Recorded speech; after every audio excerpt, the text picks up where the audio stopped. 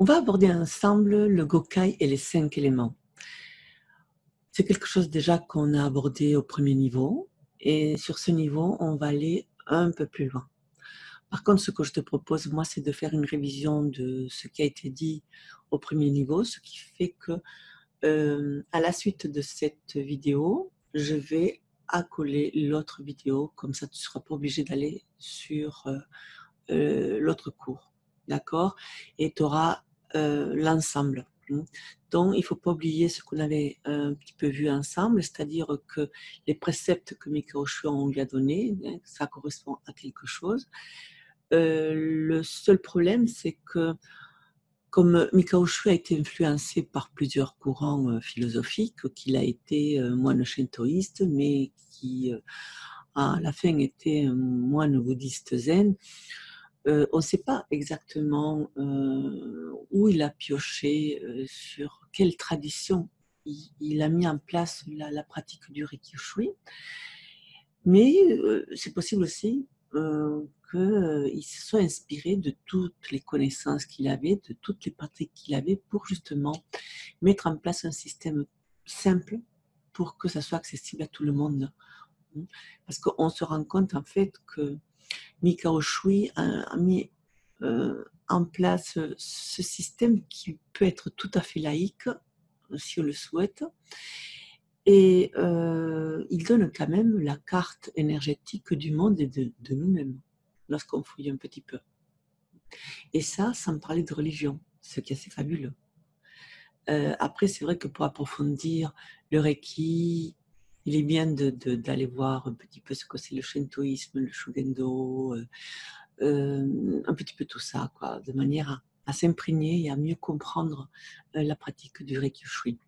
Donc là, ce que je fais, c'est que je vais t'accoler la vidéo du premier niveau, comme ça te fera une révision et on va pouvoir passer à un développement sur le taoïsme et le bouddhisme. Voilà. Le Gokai et les 5 éléments.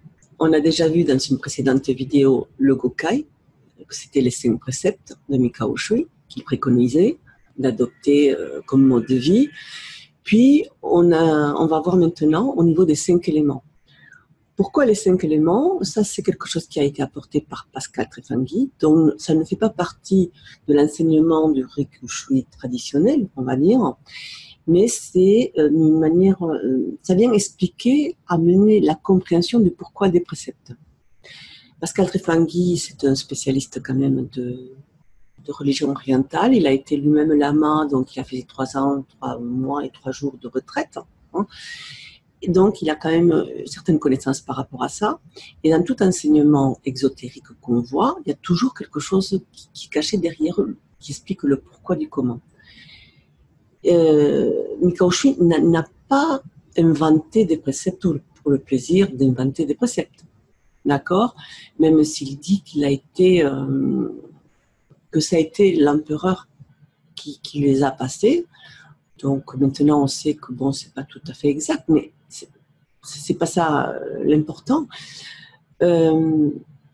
Pourquoi on devrait quelque part obéir, entre guillemets, aux préceptes de Mikao Shui et pas aux autres. Moi-même, je pourrais par exemple inventer des préceptes et dire maintenant vous allez faire comme ça. D'accord? Donc, accepter comme ça, c'est quand même un petit peu gouroutisant, on va dire. Que là, si on fouille un petit peu, on va essayer de comprendre le pourquoi de ces préceptes. Et c'est ça qui est important. C'est-à-dire que qu'est-ce qui se cache derrière ces préceptes-là? Qu'est-ce que ça veut nous faire travailler? Quelle influence ça va avoir? Et c'est ça qui est intéressant. Alors pour ça, on va voir. Qu'est-ce que j'ai marqué sur mon manuel? Mikao Shui a utilisé son patrimoine intellectuel et culturel pour exprimer et transmettre son expérience. Le taoïsme, la tradition japonaise, celle du Shinto et du bouddhisme, et la médecine empirique occidentale, alors introduite, qui était à la mode. Les 5 principes du Reiki, Gokai en japonais, rappellent la doctrine bouddhique des 5 éléments d'une part et des 5 éléments de la théorie taoïste. Il faut avant tout considérer que le système de conversation des 5 éléments, tel que présenté en croix ou en cercle par le taoïsme, est un système propre à des sédentaires. Basé sur les mécanismes d'une civilisation agricole, il ne peut être confondu avec l'empilement des formes élémentales qui est le propre du bouddhisme tantrique. Cette vision symbolique du cosmos en 5 éléments géométriques empilés est très présente sur le site de Kurama où Mikao Ushu a eu la révélation du Reiki. Donc voici donc la colonne avec les 5 éléments dessus inscrits. Donc, en effet, ce second système s'adresse à des nomades, comme le Bouddha, qui a eu la révélation lors de son ascèse et qu'il diffusa tout au long de son errance dans le sud-est de l'Asie. Le symbolisme solaire des nomades énumère ainsi 5 éléments: la terre, le carré, l'eau, le cercle, le feu, le triangle, l'air, le pôle et l'espace, l'éclair. Ils sont gravés dans la pierre, photo ci-dessus, donc ici. Ils sont gravés dans la pierre, sur le site même de Kuramayama, empilés en formant comme une colonne verticale de communication entre terre et ciel. On ne peut pas considérer comme équivalente la doctrine chinoise des 5 éléments et celle tantrique des 5 formes cosmiques. Alors, on va voir la théorie taoïste, le principe des sédentaires. Alors, pourquoi on dit que c'est le principe des sédentaires et le bouddhiste le principe des nomades?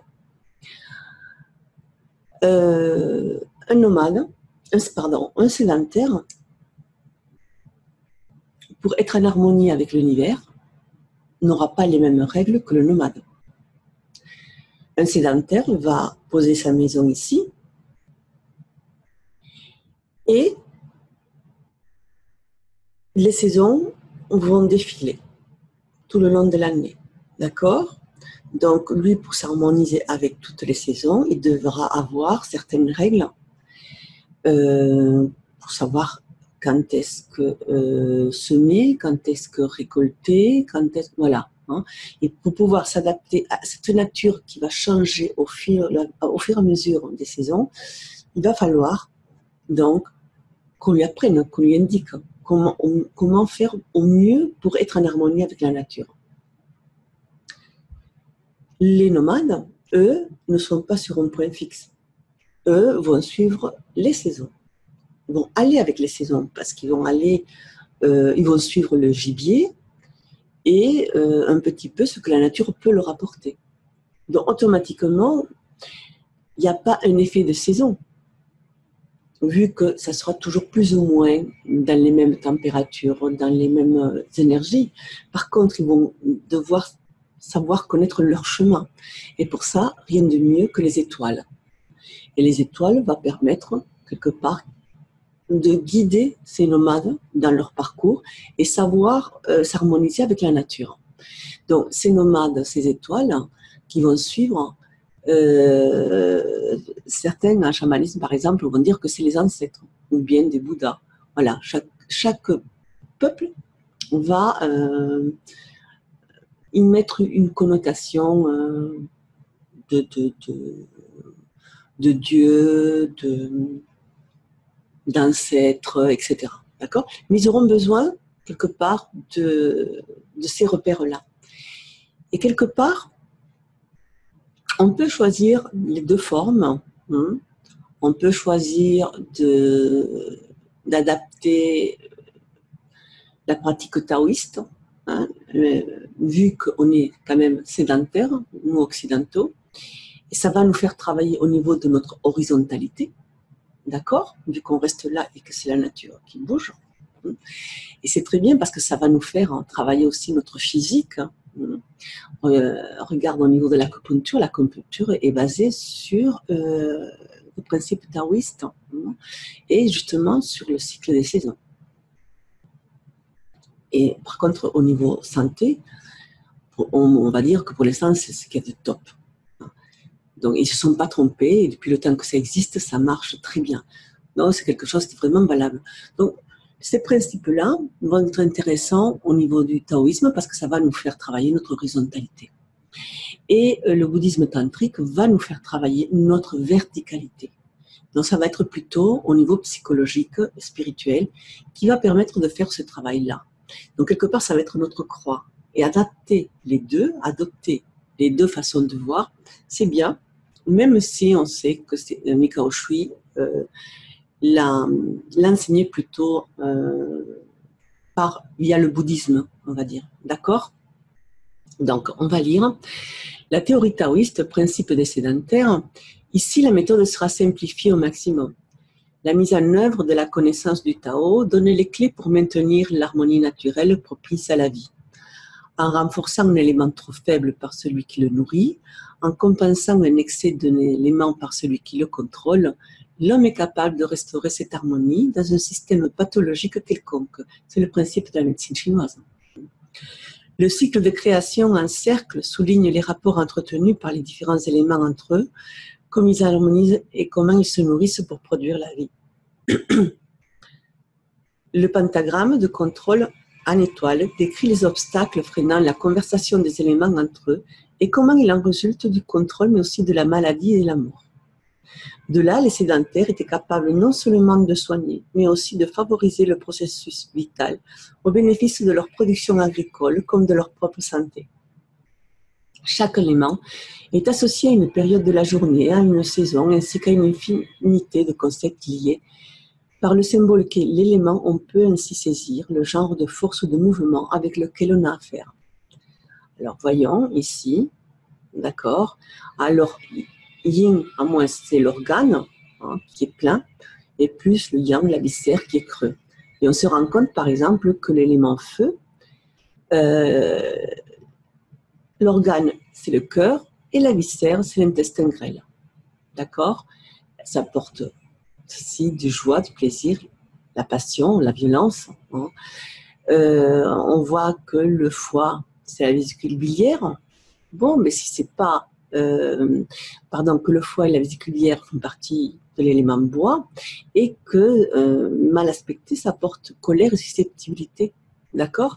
Donc c'est vrai qu'un trop plein de colère, ça va se situer au niveau du foie. Tout simplement. Et comme ça, chaque organe va avoir une fonction. La manière de travailler, il y a quelqu'un qui donne quand même, si tu comprends un peu l'anglais, tu as le maître taoïste Mantashiak qui, lui, dans certaines vidéos, il montre comment soulager le cœur, comment soulager le foie. Donc, ça peut être intéressant aussi d'être dans ces pratiques taoïstes. D'accord? Donc, on voit un petit peu que les 5 éléments fonctionnent comme ça aussi, les 5 préceptes. Donc, ne pas se mettre en colère est relié au foie, vésicule biliaire, le bois et le printemps. Ne pas se faire du souci est relié à la rate et au stomac. Exprimer de la gratitude est relié aux poumons, au gros intestin. Respirer la vie à plein poumon. Du dur labeur ou l'accomplissement du travail avec diligence est relié au rein et à la vessie. Être bienveillant est relié au cœur, à l'exaltation ni au cœur. On peut trouver les mêmes correspondances dans la médecine ayurvédique.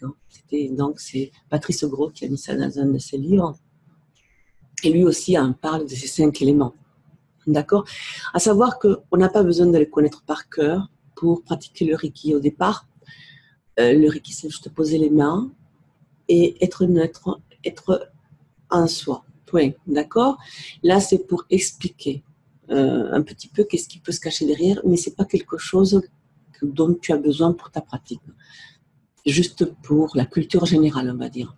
On va voir la théorie bouddhiste, tantrique, donc le principe des nomades. Cet autre système symbolique fonctionne en sens perpendiculaire de celui des sédentaires, avec un point de convergence, le partage de l'eau. Il est l'apanage des nomades. Le terme même des éléments ne doivent pas être considérés ici comme équivalents de ceux de la doctrine taoïste, d'autant qu'ils sont homonymes. C'est vrai qu'il ne faut pas les confondre et ne pas mélanger. Si on veut utiliser les deux, il faut bien faire la différence entre la signification que donne le Tao de ces éléments et la signification que les bouddhistes donnent de leurs éléments. D'accord? Et utiliser ça d'une manière chaque fois différente. et ne pas mélanger. D'accord? Il ne faut pas faire comme on a fait avec le Reiki New Age, hein, donc on a pris un petit peu de ci, de là, et on a tout mélangé et on va se dire que ça va marcher. Non, il faut savoir respecter les traditions. On peut les utiliser toutes, ça ne pose aucun problème du moment qu'on respecte le principe de fonctionnement. D'accord? Et ne pas faire nos propres petits mélanges comme on veut. Voilà. Donc, on voit ici les éléments taoïstes, donc feu, terre, métal, eau, bois, et ici, donc, les éléments bouddhistes, terre, eau, feu, air, espace. Et bien sûr, c'est au niveau de l'eau que les deux vont se retrouver, parce que le sédentaire a besoin de l'eau pour vivre, pour arroser, et c'est aussi où va venir s'abreuver les animaux, et où le sédentaire et le nomade vont pouvoir se retrouver aussi ici au niveau de la chasse. D'accord?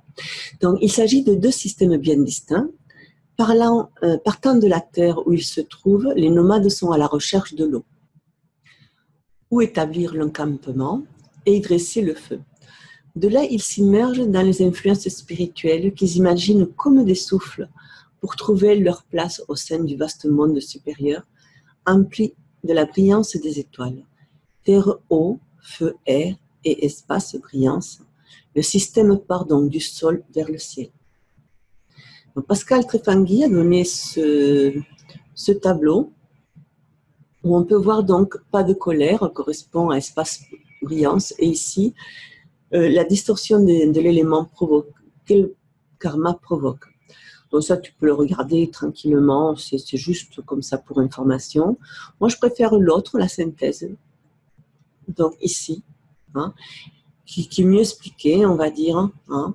Dans l'élément espace, on voit avec le Bouddha qui correspond. Donc si on veut après faire des recherches par rapport au Bouddha, comme s'intéresser un peu plus au niveau du bouddhisme tantrique, on a des repères, on a des références qui permettent ça. Hein. Donc espace, c'est pas de colère. L'agrégat du moi, type d'ego, correspond donc à la conscience, à la dépression, et donne la dépression. Et distorsion karmique, l'écrasement, l'accablement. Et comme ça pour tous les éléments. On voit à quoi ça correspond. Et c'est vraiment très intéressant, mais ça va donner là plutôt, on va dire, un travail sur le côté psychologique. Ça va plaire aux psy qui s'intéressent à tout ça. Que c'est plutôt la partie, donc, le bouddhisme tantrique est la partie beaucoup plus psychologique, spirituelle de la personne. Et c'est très important. Mais il ne faut pas oublier que pour pouvoir croître, hein, s'élever au niveau spirituel, il faut d'abord s'enraciner. Donc ça passe automatiquement par le corps d'abord et par le physique. Donc c'est bien de savoir aussi, à mon avis, hein, utiliser aussi la partie taoïste où on sait s'occuper de ses organes et on sait s'occuper de son corps. D'accord ? Voilà. Donc, même si les préceptes appartiendraient plus à la théorie bouddhiste, il n'est pas faux d'avoir une préférence pour la théorie taoïste, vu qu'on est des sédentaires.